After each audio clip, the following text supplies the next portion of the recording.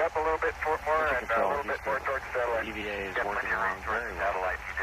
They've pulled out the old HCS module, endeavoring to infect the new one and place it in the Solar Max. We're about an hour and 9 minutes into the extravehicular activity. Don't drop anything on us, guys. Okay. Hey, Jerry, the engine on. Roger, it's all downhill from here. Yeah, right.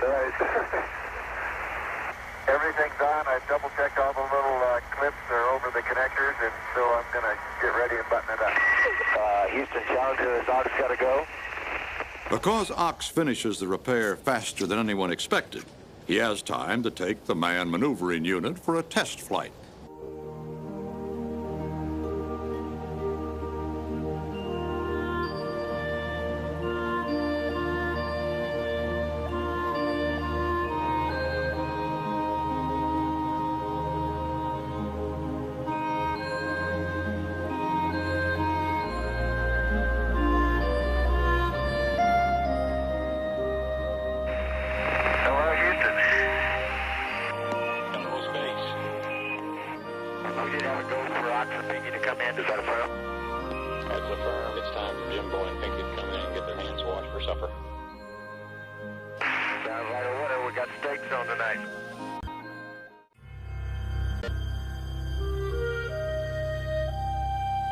Now, Solar Max's circuits are checked out, and the Goddard engineers make certain that it works perfectly.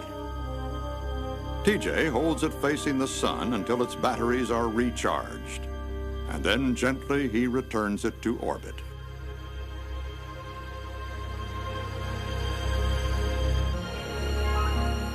And we have released. As Challenger and her crew pull away, they leave behind vivid proof that we can work in space.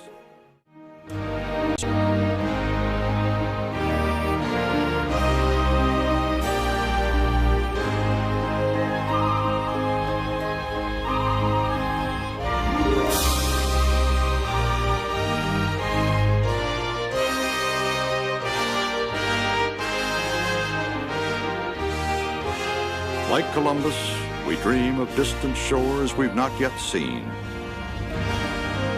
Now that we know how to live and work in space, we stand at the threshold of a new age of discovery.